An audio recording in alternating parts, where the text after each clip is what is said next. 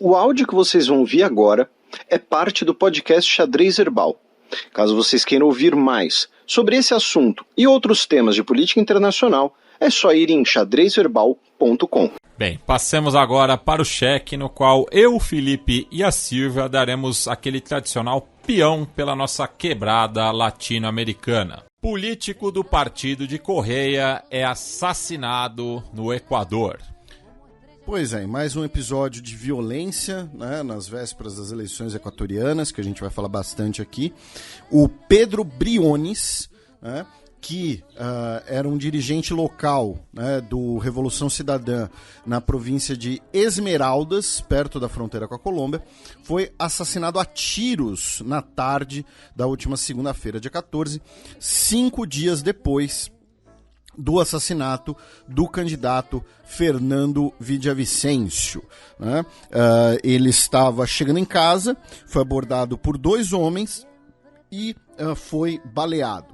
Tá? Ainda não há notícias sobre suspeitos, quer dizer, pelo menos até o momento em que a matéria foi redigida, talvez, né, a nossa querida Silva já esteja mais atualizada, já vou passar a palavra para ela. E então tivemos, né, infelizmente, mais um caso de violência, assim como ontem, dia 17 de agosto, hoje é dia 18, né, tiros interromperam um comício do candidato Daniel Noboa na cidade de Durán, que fica perto de Guayaquil, ali na quase grande Guayaquil, digamos assim, né? Ele circulava pelo centro, tiros foram disparados e pessoas se agacharam, outros se dispersaram, né? A polícia, inclusive, descartou a possibilidade de que fosse um ataque, talvez tenha sido um evento não relacionado.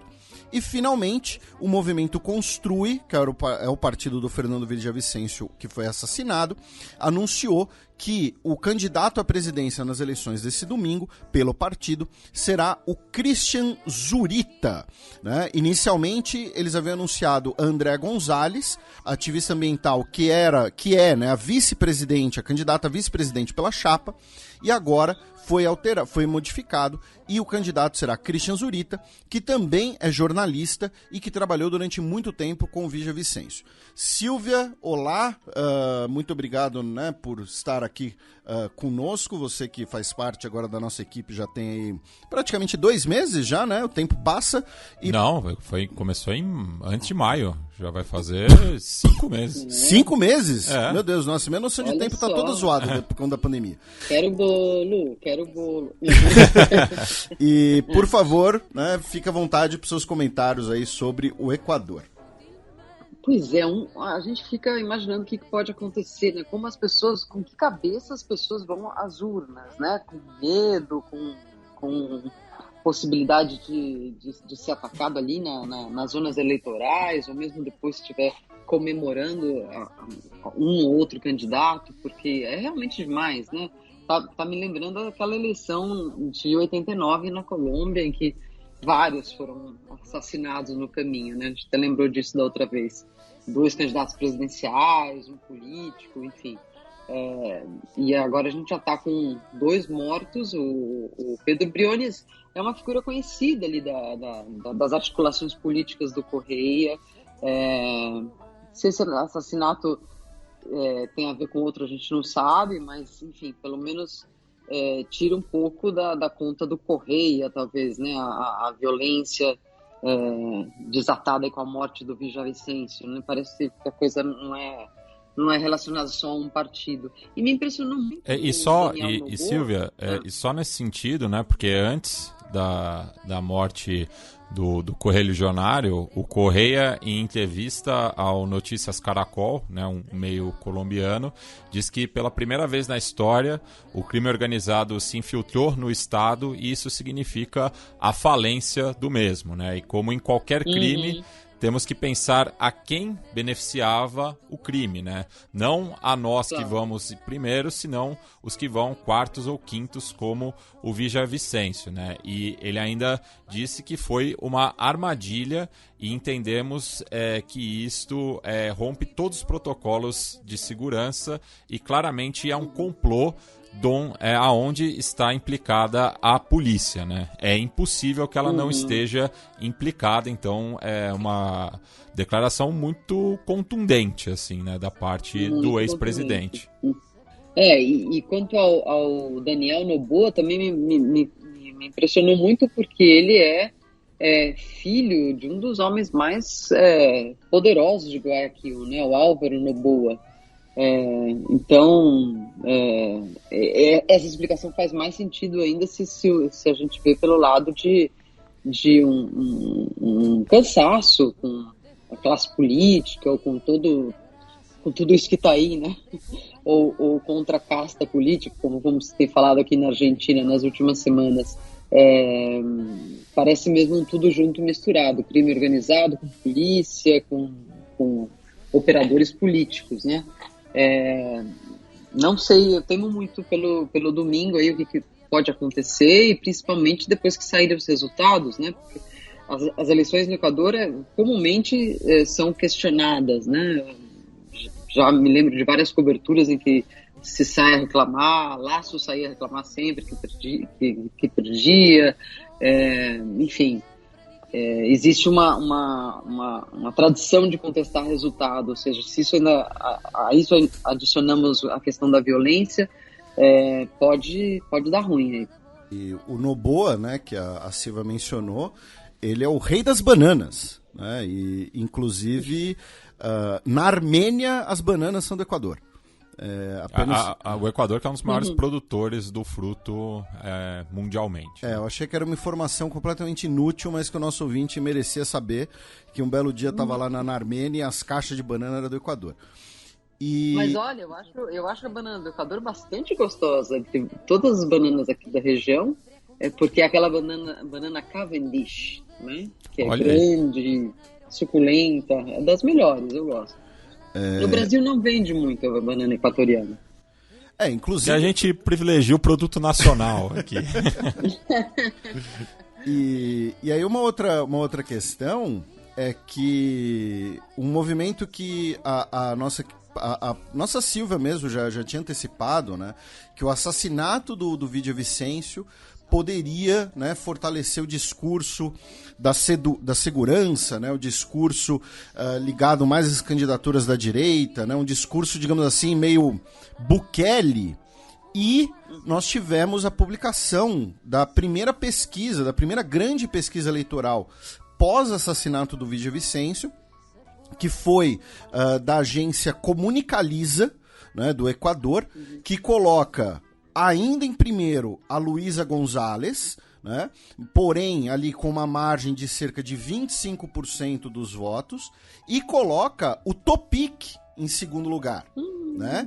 Que é o cara desse discurso da segurança. O mais linha dura, né? Isso, ele agora estaria aí com 21% dos votos, mais ou menos. Em terceiro lugar ficaria o Zurita, né? Substituindo o Villavicencio assassinado. E em quarto lugar o Soren Sousner, né? Que seria ali o da direita mais tradicional equatoriana. E o Iaco Pérez, que era o segundo colocado até a morte do Villavicencio. Isso, né? E o Iaco Pérez teria despencado. Claro, é apenas uma pesquisa, né? Não é um agregado de pesquisas, como a gente costuma fazer aqui, porém mostra bem esse movimento que a Silva já tinha antecipado aqui, desse discurso um pouco mais, né, à direita, da segurança, né? O Topic, que é um cara que, se não me engano, suspeito que ele foi da Legião Estrangeira francesa e tal. Enfim, o que você pode falar um pouco sobre o Topic, Silva, talvez antecipando aí o futuro segundo turno do Equador?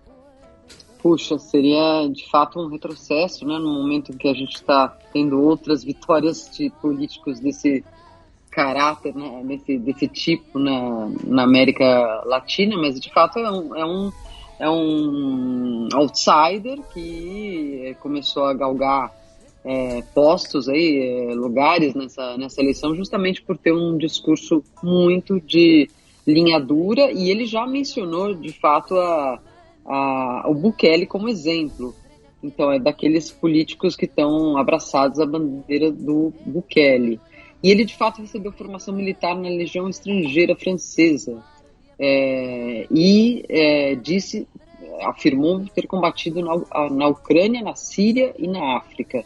Ele se apresenta como um Rambo, né? Todo mundo chama ele de Rambo ali no Equador. Então a gente vê, né, que tipo de proposta, né? Eu, dos últimos debates e coisas que eu li, não li propostas dele em outra área, apenas nessa, né? E vi uma declaração dele pós-Villavicencio dizendo que o que aconteceu demonstra que o que a gente defende é correto, que é a construção de mais prisões e de ter uma política mais linha dura mesmo.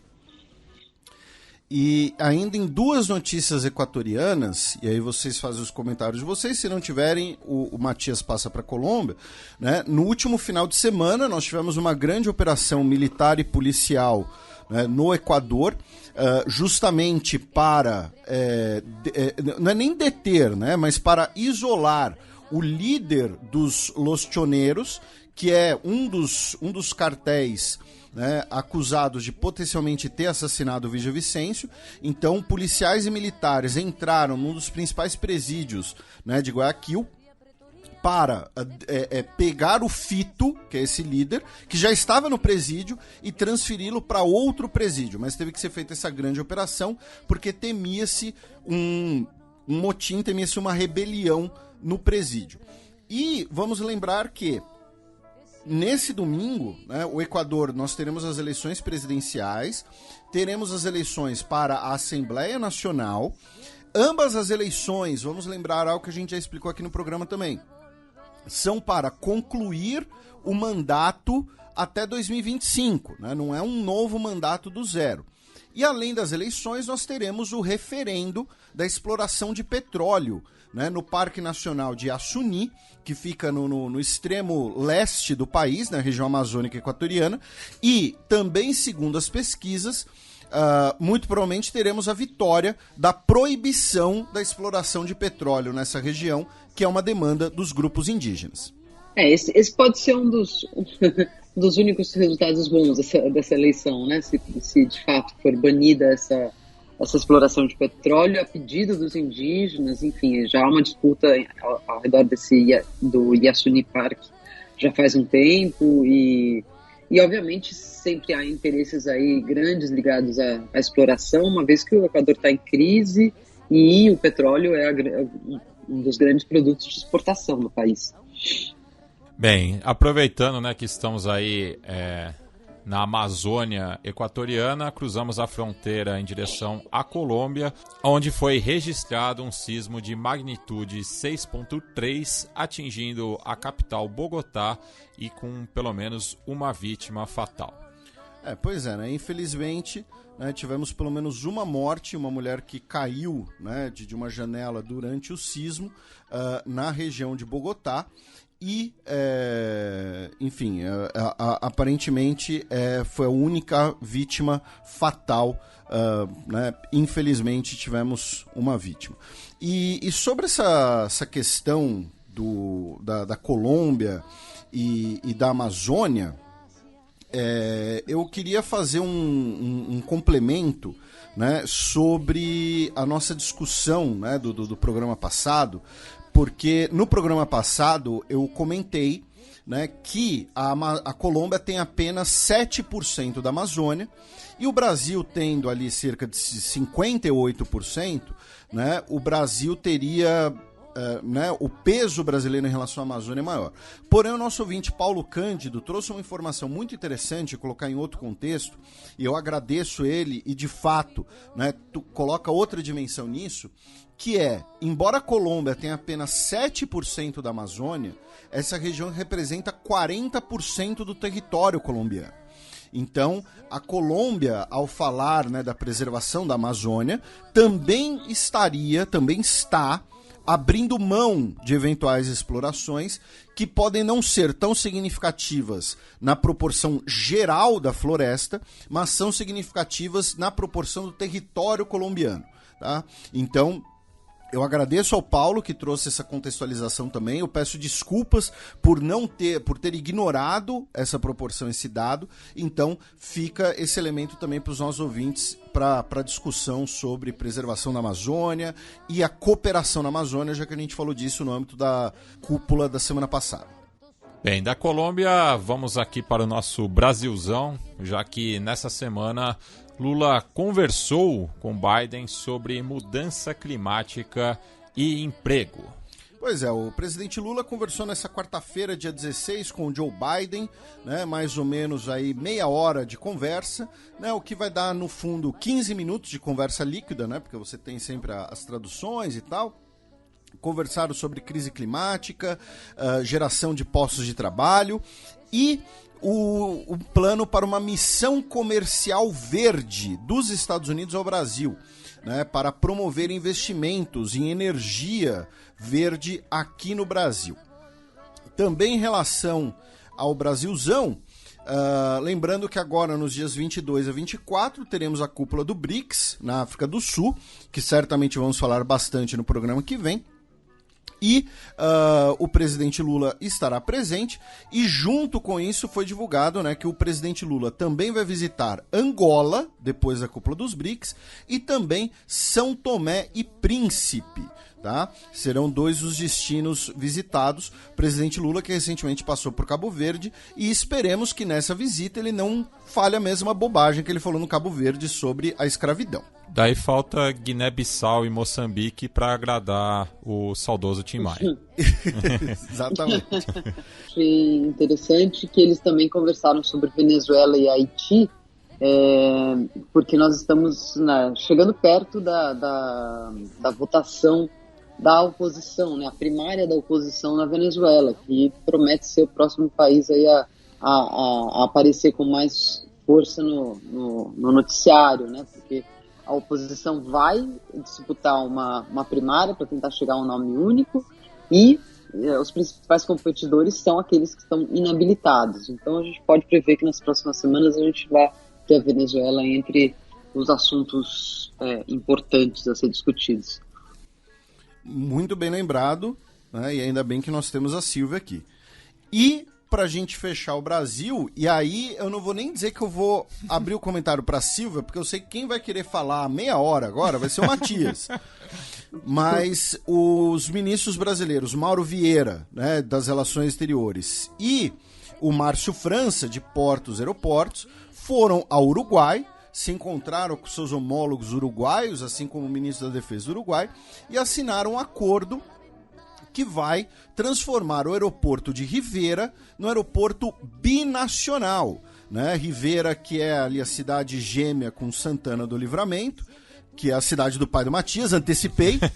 E agora isso quer dizer o seguinte, que voos domésticos brasileiros poderão ir até Rivera, consequentemente até o extremo sul do país. Vocês não sabem a dificuldade que é para chegar a essa região e vai facilitar muito, né?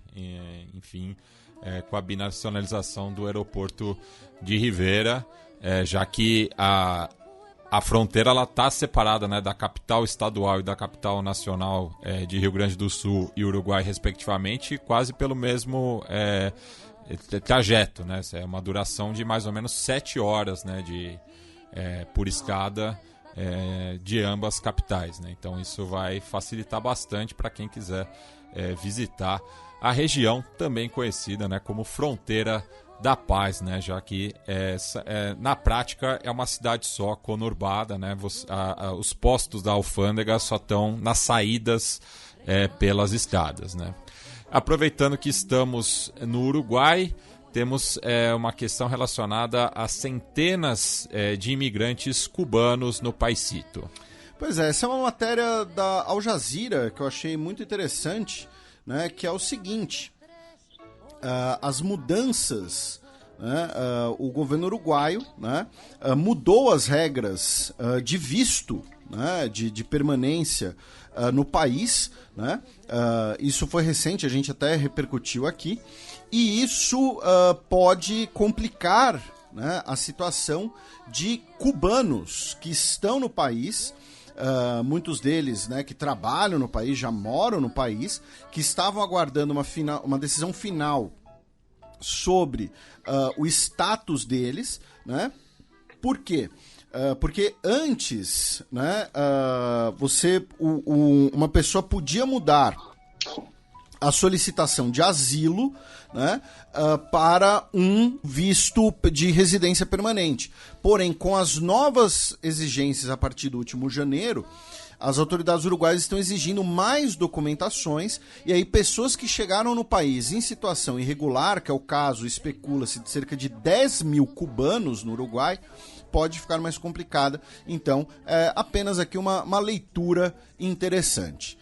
Bem, agora a gente faz o caminho de Artigas, vamos de Montevidéu a Assunção, já que tivemos, né, com perdão do trocadilho, a assunção do Peña, né, como novo presidente do Paraguai. E a Silvia estava presente lá, cobrindo a posse. Exatamente, foi um dia ali de festa. É muito curioso como os paraguaios tomam essas posses como dias pátrios mesmo, dias de festejo, né? Então a cidade estava toda colorida com as cores do Paraguai, as crianças com bandeirinhas e tal.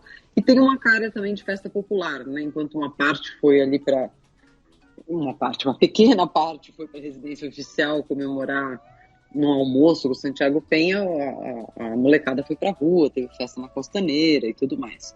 Agora, é curioso, algumas coisas que estão na boca das pessoas ali no Paraguai, né?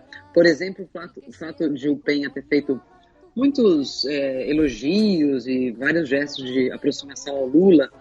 Tem gente que crê que isso não cai muito bem, né? Porque afinal o Paraguai com o Brasil sempre tem aquela disputa, o passado da guerra, e uma colega minha, jornalista do ABC Color, disse que o pessoal do Peña tinha justamente reclamado de um título que eles tinham feito naquela semana, que era "De la mano de Lula, Peña assume a presidência", ou seja, de mãos dadas com Lula, Peña assume a presidência. Parece que aí foi um pouco demais e ele não gostou muito.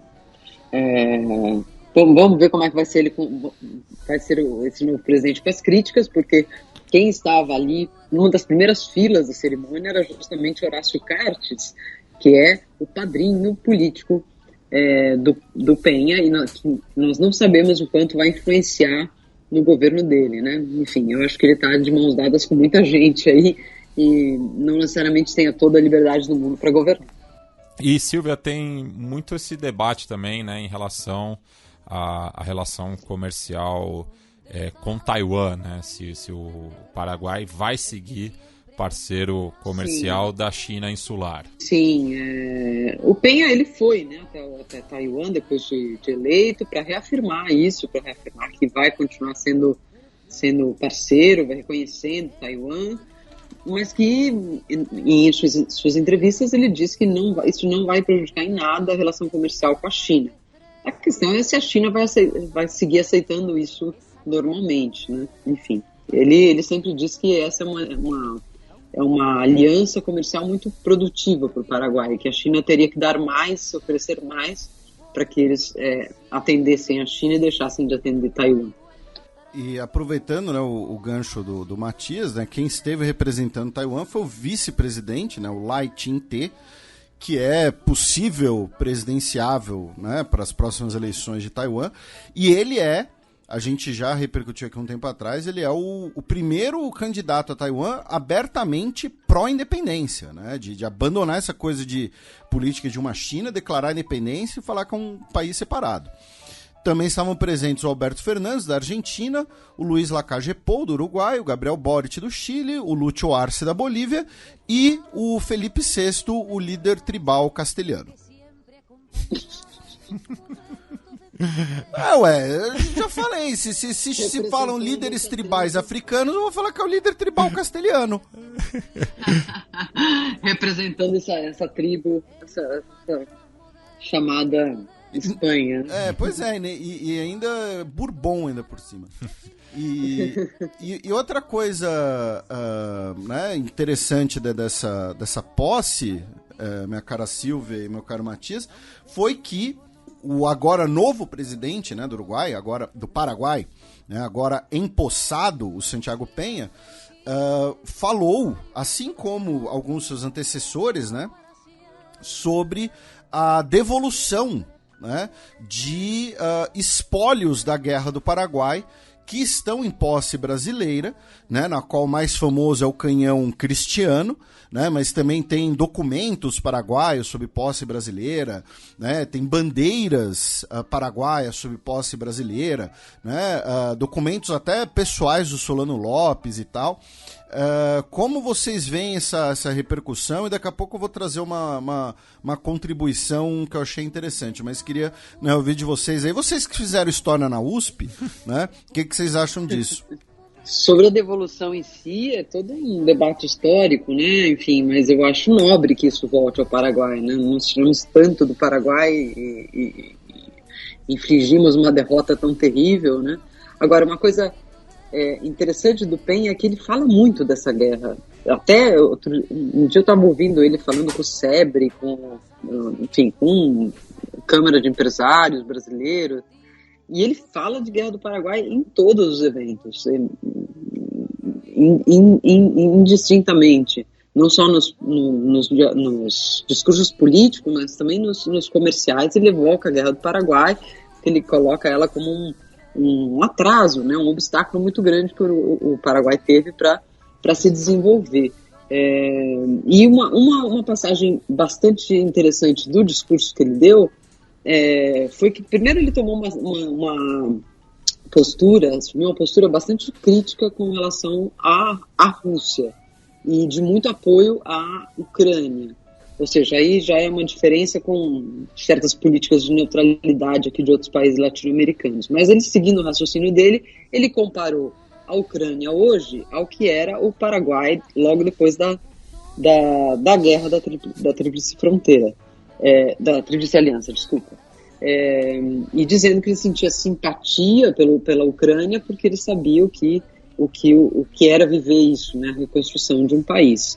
Nem sei se vocês acham que essa comparação é válida, mas ele, enfim, colocou muito fortemente essa questão para dizer que ele está apoiando a Ucrânia, obviamente. Sobre uma questão mais ampla, assim, né, é muito forte aqui no Brasil um discurso anti-imperialista, né, sobretudo em setores mais à esquerda.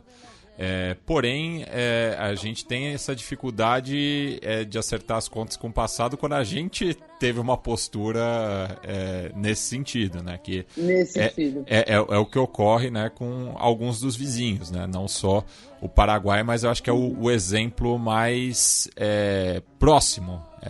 Tanto é que Assunção também é uma das capitais mais próximas do Brasil, tem uma fronteira enorme e que ainda tem muitos conflitos, né? Enfim, é uma região, se eu citei antes, né, a fronteira do Brasil-Uruguai como a fronteira da paz, a fronteira com o Paraguai, ela ainda hoje, né, vive muitos conflitos, inclusive armados, né, por conta também da rota caipira, do tráfico, né, que sai do Paraguai em direção principalmente ao estado de São Paulo.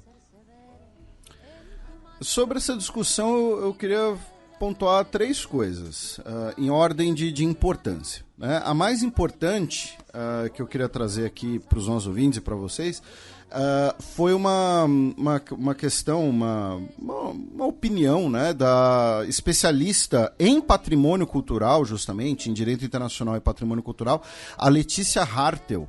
Eu espero que a pronúncia esteja correta. Ela que é nossa ouvinte, e aí eu solicitei a autorização dela para compartilhar isso aqui com vocês, que ela falou que é necessário que o Brasil analise esse pedido do Paraguai com bastante atenção, porque o Brasil não tem um aparato institucional para processar essas demandas, né, de maneira sistêmica. Então, uma atitude eventualmente contraditória do Brasil em relação ao Paraguai, em relação a esses pedidos paraguaios, pode gerar um efeito cascata em outras questões de restituição de patrimônio histórico, tanto do Brasil pedindo para o exterior, quanto de países do exterior que pedem ao Brasil, né? A segunda questão, que, assim, eu particularmente, eu acho que seria um pouco problemático para o governo Lula comprar essa briga, pensando internamente, né? Porque viria aquele discurso, o governo Lula não se importa com a história brasileira, não se importa com... ele quer fazer isso para atingir os militares, então por isso está devolvendo o canhão para o Paraguai, alguma coisa assim, né? E lembrando, assim, o que vocês dois falaram antes que... Né, assim, vamos lembrar para os nossos ouvintes que, assim, o Paraguai começa a Guerra do Paraguai, né? A Guerra do Paraguai começa com uma declaração paraguaia, porém a guerra ela muda o caráter da guerra, especialmente ali depois dos 3 anos iniciais, né? Ali a partir de mais ou menos 1868, que é quando deixa de ser uma guerra, né? Uma guerra por fronteiras, uma guerra entre estados, e passa a ser uma perseguição sistêmica ao Solano Lopes, passa a ter massacres da população, passa a ter ali uma posterior ocupação do território paraguaio. Então é importante lembrar que a guerra tem esses 2 momentos, antes que alguém fale, não, mas o Paraguai que começou a guerra, então o Brasil pode ficar com os troféus todos. Vamos lembrar que a guerra tem esse caráter muito traumático para o Paraguai, como a Silvia e o Matias mencionaram.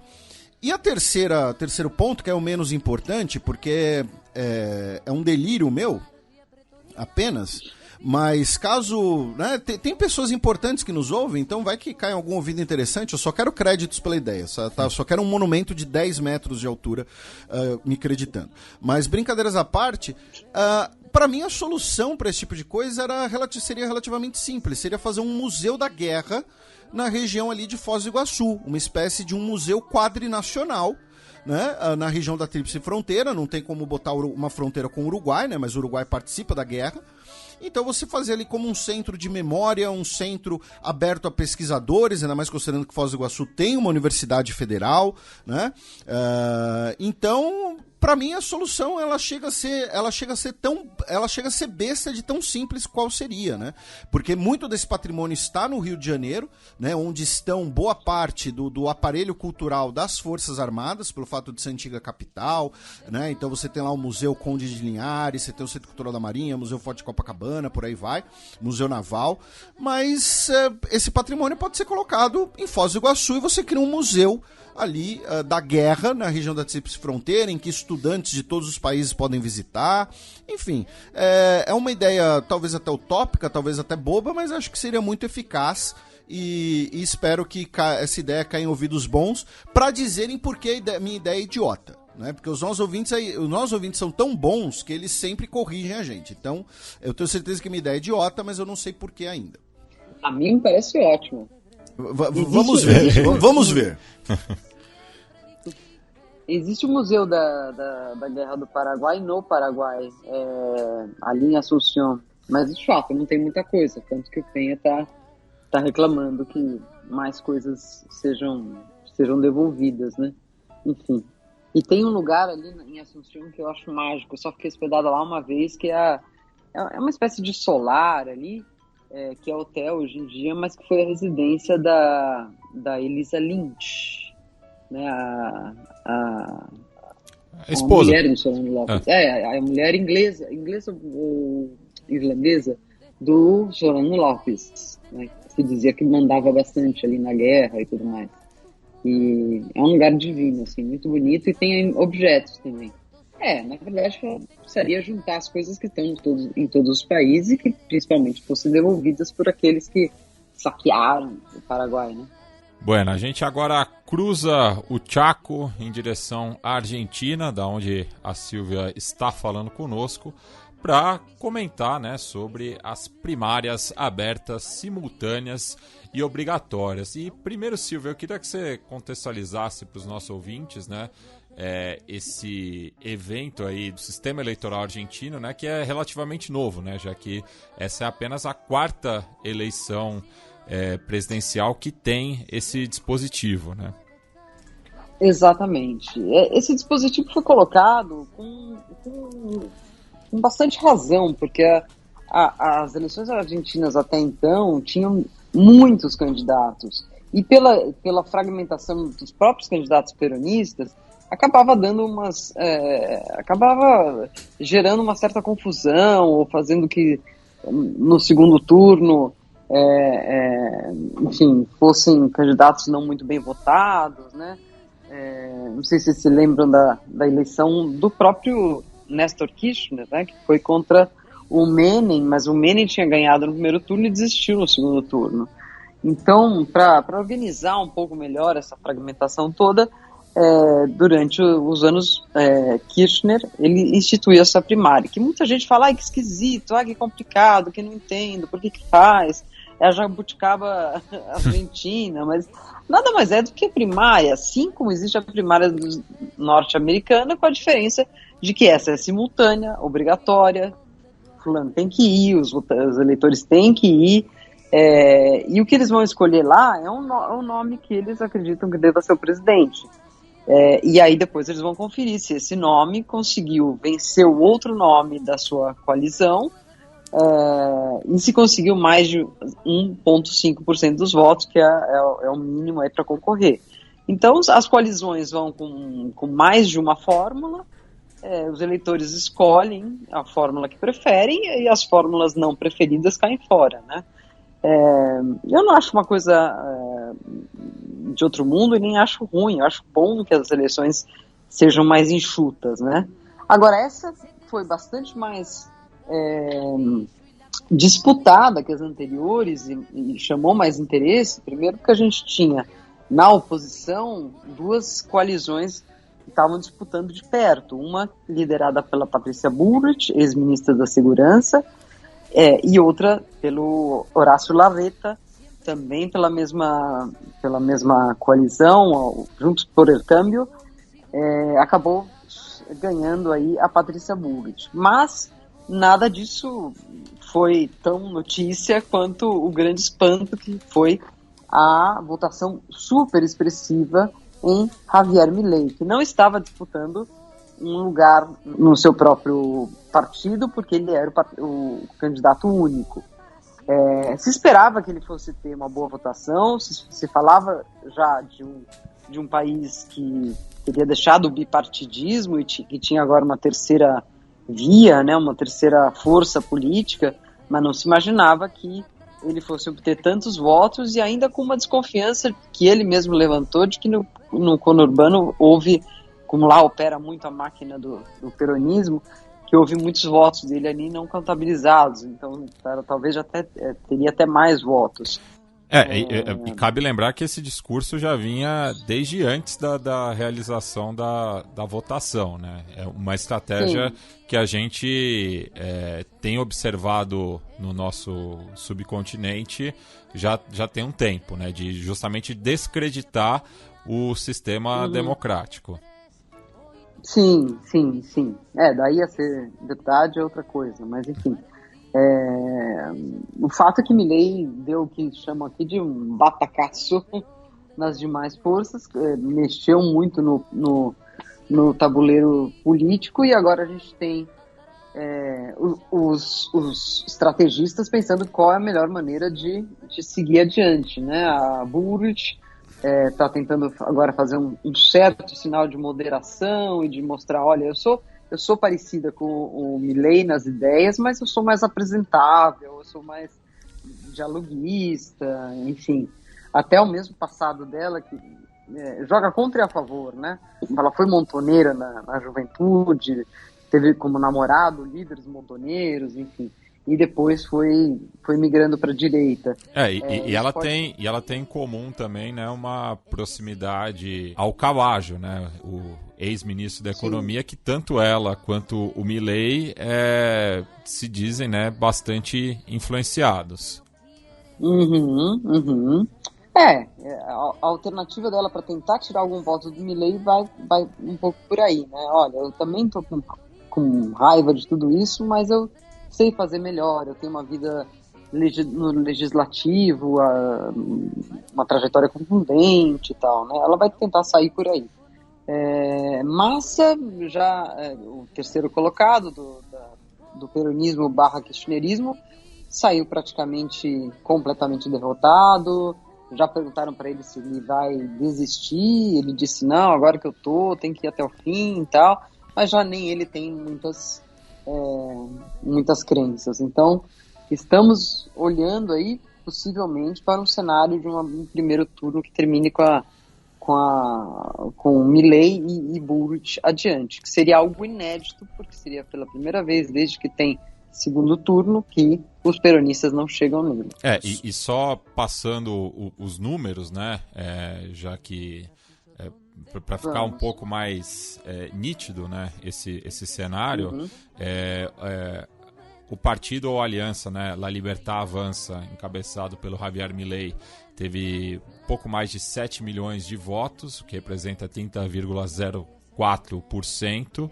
O Juntos por el Cambio, né, somando os votos para Buric e para o Larreta, teve 6 milhões, quase 6 milhões e 700 mil votos, o que significa 28,27% dos votos, enquanto que União por la Pátria, né, somando os votos do Sérgio Massa e do Juan Grabois, teve 6 milhões 460 mil votos, o que representa 27,27% dos votos, 1% abaixo, né, do Juntos por el Cambio. Então, uma votação muito próxima aí, né, entre os peronistas e os candidatos mais ligados ao ex-presidente Maurício Macri, né? Então, eu queria fazer uma pergunta para a Silvia e para você, Matias, porque assim,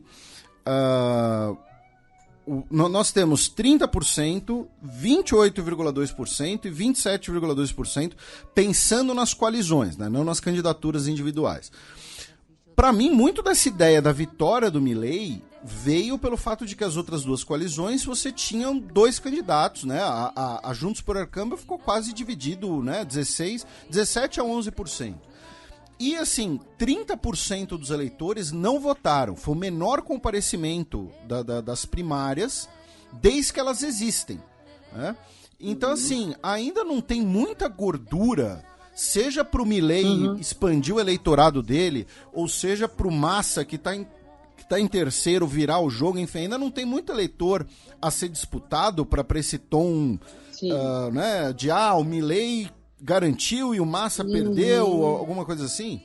Faço uma autocrítica, porque nos últimos dias fiquei um pouco com essa ideia, mas que depois, conversando com colegas, olhando os números, a gente vê que tem jogo ainda, né? Tem muito voto sem dono aí, né? Principalmente desses que ficaram de fora, né? Se pensar no Juan Grabois, que era um candidato nanico ali, que só queria provocar o Massa, basicamente, ele tem 6% dos votos. Para onde eles vão? Eu não acho que eles vão para o Milei, eles vão tentar a alternativa ao Milei. Já os do Larreta, não é automático que vão todos para Buric. Acho que alguns podem ir para o Milei. Ou pro Massa também, né? Porque justamente o Massa é escolhido, né, como o candidato peronista, porque ele está mais próximo da direita, vamos dizer assim, né? Só tendo alguns eleitores. Eu não acho que vai haver uma aliança Buric-Massa, porque são muito diferentes para isso. E se atacaram muito também durante as últimas semanas, né? Mas os eleitores do Massa pode perfeitamente, bom, se é esse cenário, vou votar na Buric. Não, eu fico imaginando dois cenários, né? Ambos com o Milei indo ao segundo turno, né? Inclusive o Juan José Campanella, né, que foi um dos apoiadores mais entusiasmados do Maurício Macri, né, o diretor de cinema, enfim, questionado sobre um segundo turno entre o Milei e o Massa, ele disse que não votaria, por exemplo. Em relação aos peronistas, né, caso a Buric avance contra o Massa, são duas escolhas, mais ou menos, né? Ou se abster ou votar no Milei para daí apostar no caos, porque o Milei caso seja eleito, ele não conseguiria governar, né? Justamente por não ter capilaridade, vai ter minoria no Congresso, são ideias muito radicais em relação ao aparato estatal, enfim. E se a Burrit vencer, ela tem mais capacidade de governar e daí tocar, né, medidas que desagradem aos trabalhadores. Então, são essas as possibilidades, né, de um segundo turno nessa visão do peronismo, né, que, como a gente sempre salienta, é algo bastante complexo. Né? O peronismo vai da extrema esquerda à extrema direita. Ele não obedece a uma ideologia necessariamente. Né? Ele vai além. Mas eu acho que esse ponto que o Felipe levantou é bastante pertinente, porque eu acho que no domingo da eleição o susto, a surpresa com a boa votação do Milei, num momento em que se achava que o Milei vinha desinflando, né, por causa das acusações de corrupção, porque os seus candidatos não tinham ido bem nas províncias, havia uma sensação de que ele não ia ter uma votação muito contundente. E ele teve. E isso gerou um susto, um frenesi entre todos os comentaristas e tudo mais, que se deixou um pouco de lado os números propriamente ditos, né? E os números nos dizem que o resultado pode sim ser outro. E olhando o mapa da Argentina, né, até tendo, né, 3 coalizões tendo pouco mais de 1/4 dos votos cada uma, né, é muito interessante observar, né, as manchas, né, porque na província de Buenos Aires, inclusive surpreendendo muitos, né, o Juntos por el Cambio teve uma votação expressiva. O União por la Pátria, ele tem mais votos no norte do país e no centro-sul, né, que daí é onde o kirchnerismo é muito forte, né, principalmente ali na província de Santa Cruz. E enquanto que o voto do Milei, ele está mais concentrado, né, nas províncias de Santa Fé, Córdoba e Mendoza, né, que são algumas das províncias mais ricas do país, sobretudo Córdoba, né, que nos últimos tempos tem sido a província mais antiperonista nas votações. Né? Inclusive o atual governador da província, né, o Juan Schiaretti, disse, né, que é o voto de bronca, né, contra o sistema que está aí. Sim. Tem uma outra coisa aqui que a Silvia comentou, que eu acho que eu queria destacar esse comentário da Silvia, que foi assim, que o Milei, ele estava, né, tendo aquelas denúncias sobre corrupção, né, candidatura laranja, tinha aquela coisa, ele é o cara esquisitão, né, do discurso antissistema, que fala palavrão, que quer liberar a venda de órgão, né, e isso não é uma piada, tá, para os nossos ouvintes, a gente já pode falar um pouco mais disso se vocês quiserem, mas, né, então ele era meio que tratado como uma excentricidade. Agora, com esse resultado, significa que ele vai virar vidraça. Então, assim, ele virar vidraça pode tanto significar um crescimento, né? O eleitorado falar, não, esse cara é um antissistema, ele tá apanhando de todo mundo, então vou dar um voto de confiança para ele. Mas também pode significar revelarem aí eventuais podres dele, descobrirem eventuais podres dele, e isso acabar prejudicando a candidatura dele também. E o próprio mercado já reagiu mal. Isso, também, exatamente. Né? Até por conta das declarações que o Milei tem feito, sobretudo aos 2 principais parceiros comerciais da Argentina, né, Brasil e China, nessa ordem, e também de algumas polêmicas, né, que ele tem se envolvido, né, atacando inclusive, vamos dizer, órgãos do Estado que são reconhecidamente eficientes, né, como o CONICET, né, que é o principal órgão, vamos dizer, de pesquisa científica na Argentina, né? Que mesmo com as sucessivas crises que o país tem passado, ainda produz ciência de alta qualidade, né? E o Milei disparou contra o CONICET, o que revoltou boa parte dos intelectuais do país. O dólar subiu, né? O peso perdeu valor, e a bolsa caiu como reação às primárias. né? Porque né? E isso pode surpreender, às vezes, algumas pessoas, porque falam, não, mas o mercado não gosta de candidatos liberais, né? Mas assim, o Milei, ele fala abertamente, por exemplo, de parar de fazer comércio com a China, né? Que é hoje o principal parceiro comercial argentino. E aí entra também uma coisa que a gente viu aqui no Brasil, né? O Bolsonaro em campanha falava coisas sobre a China, falava sobre Israel, sobre os países árabes e tal, mas quando a realidade vem à porta, a coisa é outra.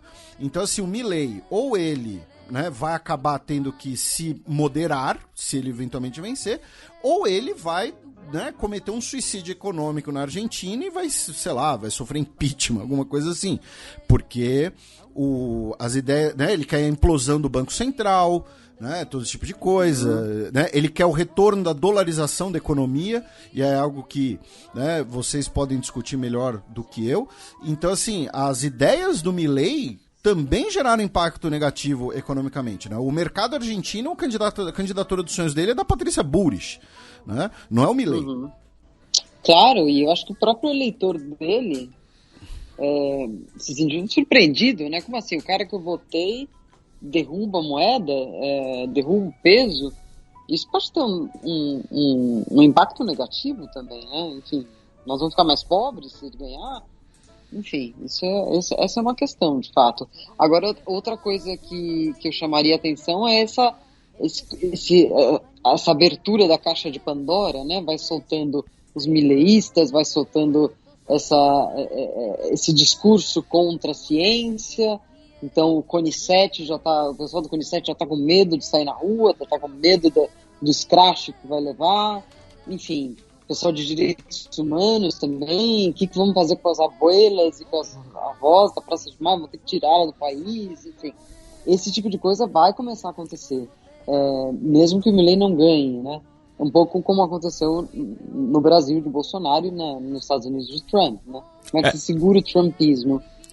E lembrando que um dos estrategistas de campanha do Milei é o argentino Fernando Serimedo, que já atuou, né, nas campanhas recentes, né, do José Cast no Chile e do Jair Bolsonaro no Brasil, né? Inclusive um dos primeiros vídeos, né, que viralizou em relação a denúncias de fraude, né, em relação às urnas eletrônicas foi do próprio Serimedo, né?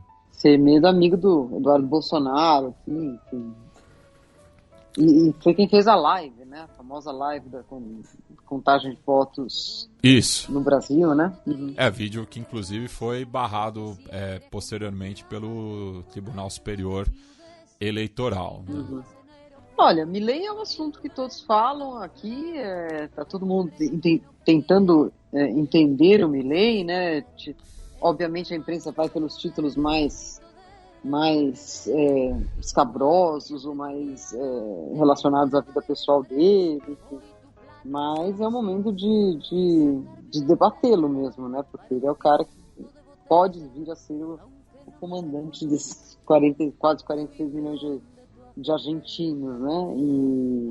E ressaltou muito essa questão do Conan, que foi o cachorro dele, que considerava o filho dele, que morreu em 2017 e ele clonou em outros cachorrinhos. E um deles, inclusive, chama Milton, né? Todos nós são nomes de economista. De economista, mas é Milton por conta do Friedman, né? E que ele e a irmã dele estudou vidência interespécie para poder interpretar o que o Conan estava dizendo para ele do além. E uma das coisas que o Conan teria dito é que Deus disse para o Conan dizer para o Milei que ele ia ser presidente. Então, esse tipo de histórias também muito ricas de... e muita gente... E muita gente me marcou, né, em reportagens que falam que ele foi goleiro das categorias de base do Chacarita. Eu já tinha falado isso aqui no programa, né? Inclusive, faltavam fotos, agora vieram a público, né? Porque era só apareceram as fotos, né? E que ele tinha o apelido de Eloco Milei, né? Assim como o Hugo Gatti, né? Que foi o jogador que mais vezes atuou na primeira divisão argentina, né? Também goleiro. Mas eu tinha dito já em outras oportunidades no programa que o Milei usa, né, esse passado futeboleiro e roqueiro, né, justamente para tentar mudar um pouco a imagem dele de playboy de Palermo. Exatamente. Tentar, né, chegar a um eleitorado, né, que ele não tem ainda tanto alcance, um eleitorado mais popular, né, já que entre o pessoal, principalmente, né, na capital, né, nos bairros mais chetos, vamos dizer, ele já tem uma base fiel, né, ele precisa justamente penetrar mais no conurbano e daí vende essa imagem, né, de que ele veio de baixo, enfim, que não é o caso. Sabe que o conurbano votou em peso pelo Milei, viu? Em La Matança, o conurbano mais humilde, houve muito voto no Milei. Se você pega o mapa ali, enfim, era o eleitor que antes votava pela Cristina Kirchner, né? Então a gente está de novo aí com candidatos que são populistas, que falam diretamente ao povo, né? Assim como no Brasil houve gente que tinha votado no Lula e que depois votou no Bolsonaro, né? O Milei está ganhando força também entre os mais humildes, porque ele não é de ascendência muito, de origem muito rica, né? Ele é um cara de classe média baixa. O pai dele pagou parte dos estudos dele, depois desistiu, ele teve que trabalhar para continuar a faculdade, enfim. Que o pai dele é um self-made man, né? Que começou como motorista de ônibus e depois teve a sua própria empresa, né? Sim. Então ele aponta muito, né, para esse discurso, mas foi criado no bairro de Palermo, né? Que é um bairro claro.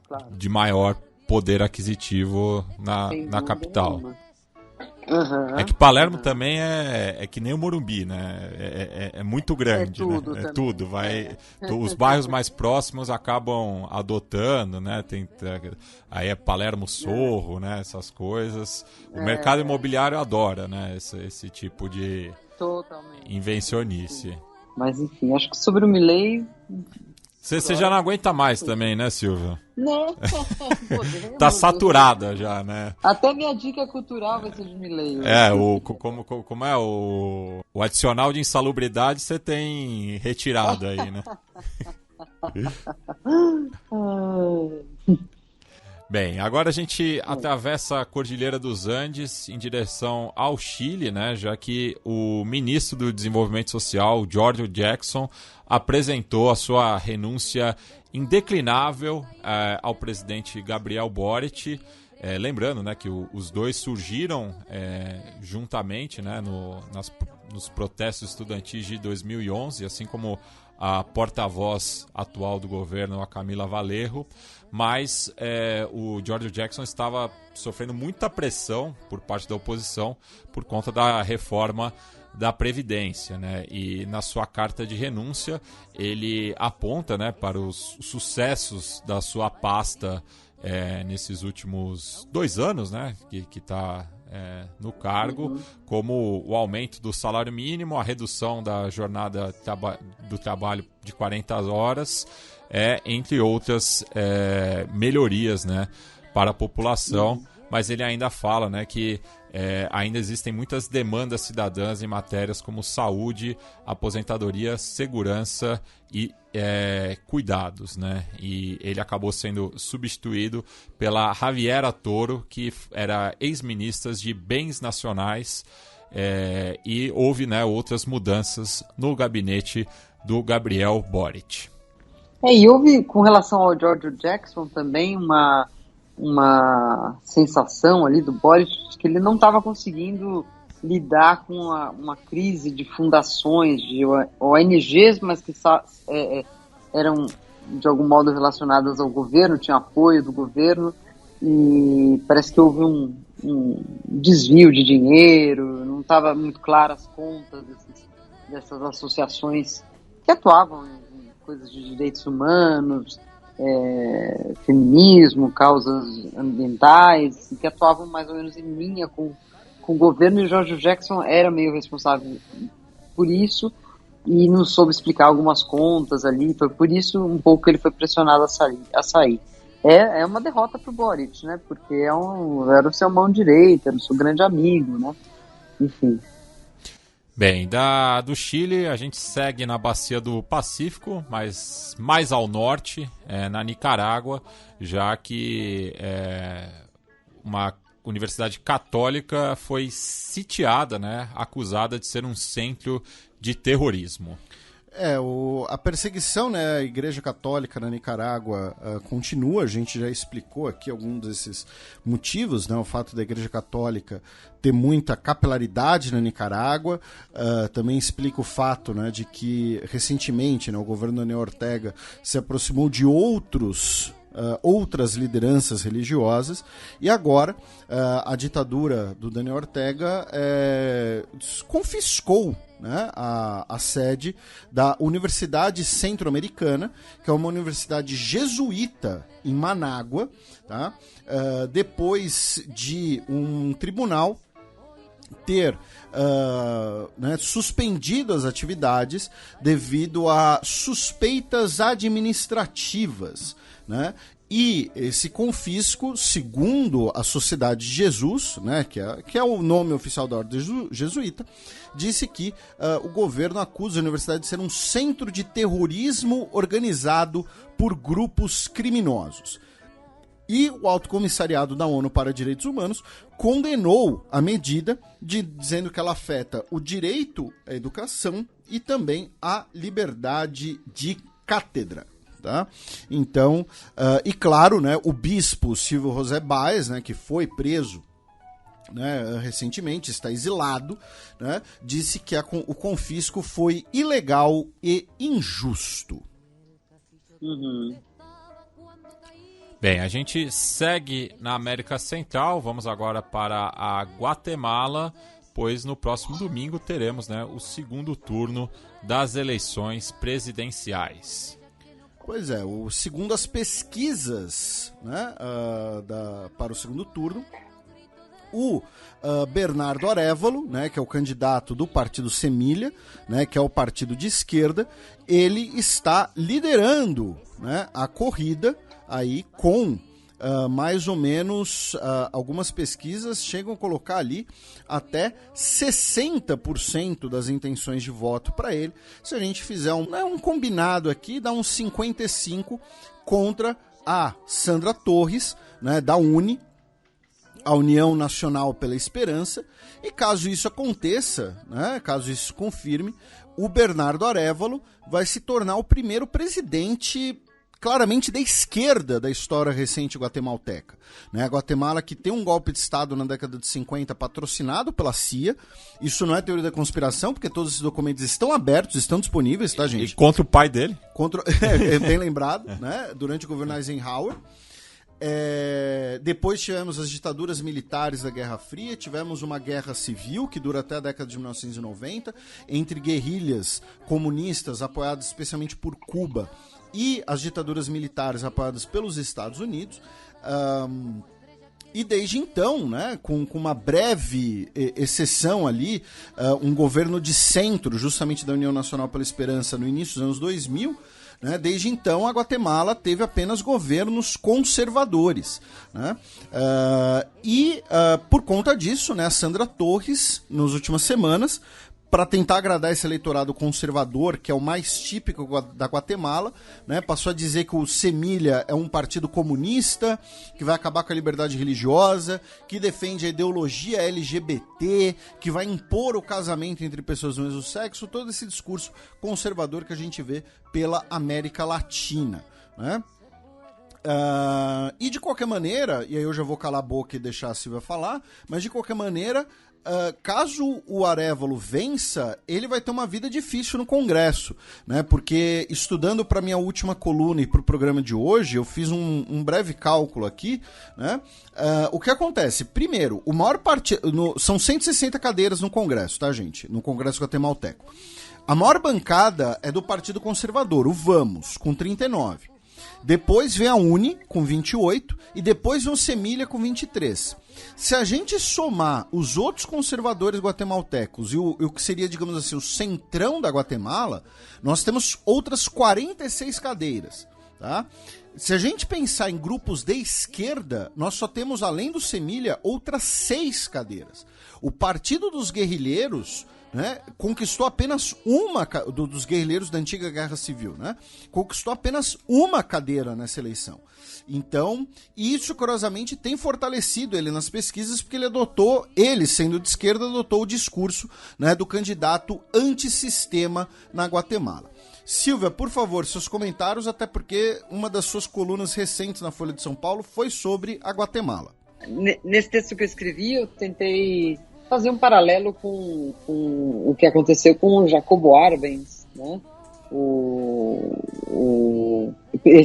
presidente da Guatemala, que tentou fazer algumas reformas ali, reformas trabalhistas, e começou a receber ali uma campanha muito séria ali de desinformação,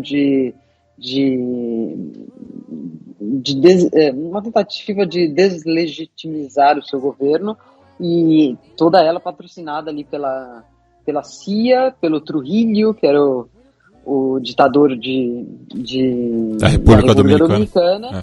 E que acabou levando a queda do Arbenz, né? Lembrei disso um pouco como um lembrete para o que poderia acontecer caso o Bernardo Arévalo seja eleito e seja isolado por esses interesses, né? Isolado por quem realmente tem o poder na Guatemala. Agora, por outro lado, eu acho que ele vem ganhando apoio, né? Apoio popular. O fato de o órgão eleitoral ter se desacreditado muito com essas idas e vindas sobre o resultado, enfim, isso dá ao Arévalo bastante fôlego, né? Não sei se vai ser o suficiente para ele levar adiante um governo, mas é um susto para o Jean Mathey, um susto para aqueles que estavam no poder e permaneciam com esperança de ter um próximo presidente aliado a eles, que pudesse bancar a ideia do avanço contra as instituições, ou mesmo salvá-los das suas de ter que pagar suas contas à justiça, né? O Arévalo vem como alguém diferente desse establishment e ameaça. Vamos ver agora se até domingo vai ter eleição de fato, né? Se ele vai ser eleito ou se vai ser eleito para Sandra Torres, e o que vem por aí para Guatemala, né? Bem, Silvia, qual que é a sua dica cultural para os nossos ouvintes? Olha, minha dica cultural não é muito cultural, ela é mais política mesmo, mas eu comprei esse livro aqui na Argentina, nessa febre do Milei. É um livro em espanhol, obviamente, não sei se vai ser traduzido ao Brasil, mas ele é chamado El Loco, e é de um cara que conviveu bastante com o Milei e escreveu uma biografia dele, que tem passagens interessantíssimas para entender esse que pode vir a ser o próximo presidente da Argentina, né? Uma das passagens, além dessa história dos cachorros, que ele conta bem, do Chacarita, ele conta, por exemplo, de bullying e de abusos que Milei sofria em casa. Por exemplo, uma vez ele estava com a família, vendo o noticiário, estavam falando da Guerra das Malvinas, e o Milei teria dito: mas nós não vamos ganhar isso aí de jeito nenhum. E o pai dele derrubou ele no chão, bateu nele, ele retrucou, e aí a irmã dele desmaiou, e o pai virou para ele e falou assim: olha só, sua irmã vai morrer e a culpa é sua. E esse é um dos episódios que ele conta para dizer porque que ele não fala com os pais até hoje. Não é exatamente uma dica cultural, mas é um livro interessante de ler e que traz bastante reflexão aí sobre quem é esse personagem e que importância ele pode vir a ter na política latino-americana. Então, dentre os vários motivos já sabidos para não se agredir os filhos, agora temos se você agredir seu filho, ele vai defender a venda de órgãos como candidato a presidente. É isso? Tá bom. Entendi. Exatamente. E outra coisa, né? Só para arrematar, que também veio a público essa semana, de que ele virou a casaca, né? Que ele torcia pro Boca e passou a torcer pro River. Então não dá pra confiar numa pessoa dessas. Tô falando com todos vocês virar casacas, viu? Não pode, não pode. Ah, você falou que o pessoal do podcast vira casacas? Não. O pessoal que vira casaca. Eu não viro casaca. É isso aí.